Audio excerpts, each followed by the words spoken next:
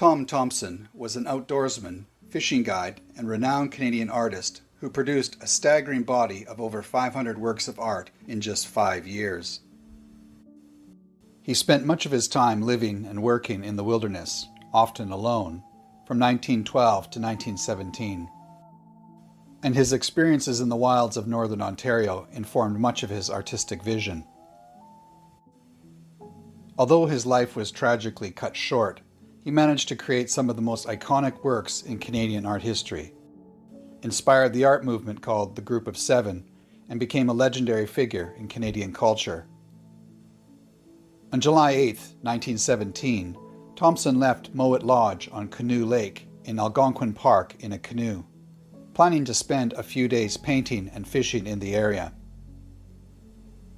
Within hours of his departure, his empty canoe was spotted floating not far from the dock he had left, and more than a week later, his body surfaced on the lake.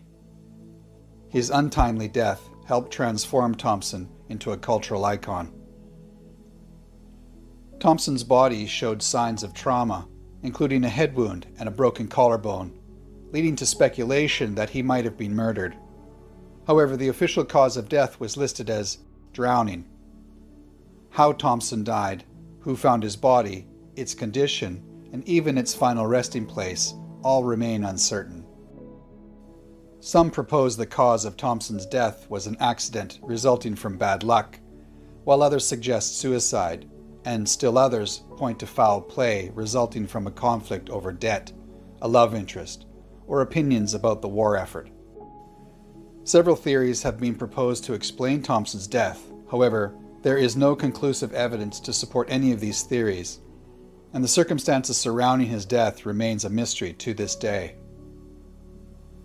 In a letter Thomson wrote to Dr. James McCallum on July 7th, the day before leaving on his canoe trip, he wrote, "Dr. McCallum, Dear Sir, I'm still around the Frasers and have not done any sketching since the flies started.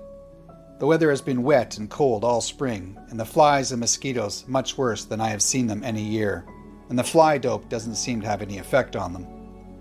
This, however, is the second warm day we've had this year, and another day or so like this will finish them. We'll send my winter sketches down in a day or two, and have every intentions of making some more, but it has been almost impossible lately. I've done some guiding this spring, and will have some other trips this month and next, with probably sketching in between. Yours truly, Tom Thomson." This does not sound like a man who is mentally unstable, desperate, or intent on his own self-destruction. His broken collarbone and head abrasions could easily have happened falling on the canoe or rock, leaving the most probable explanation remaining a canoeing accident. Is it possible Tom had a sip of rye on his canoe? In his book, The Many Deaths of Tom Thomson, Separating Fact from Fiction, Gregory Klages discusses the many theories surrounding Thomson's death, but ultimately concludes that Thomson's death was most likely the result of a tragic accident. Thomson's paintings are characterized by a bold, expressive style that captured the rugged beauty of the Canadian wilderness. He often used bold colors and thick brushstrokes to convey a sense of power and energy in his landscapes, which were primarily inspired by the lakes, forests, and rocks of the Canadian Shield.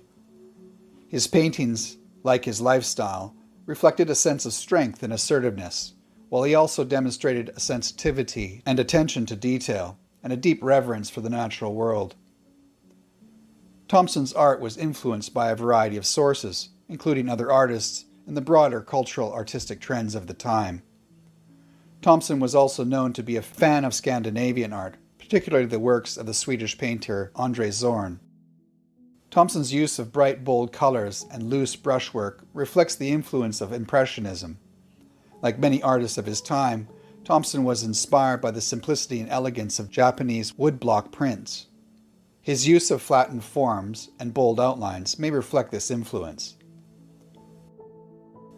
Art historians situate him within Expressionism, Symbolism, and Nationalism, arguing that his paintings reflect an idealized vision of Canadian identity that serves not only as a celebration of nature, but also as a call to action for Canadians to protect and preserve the country's wilderness.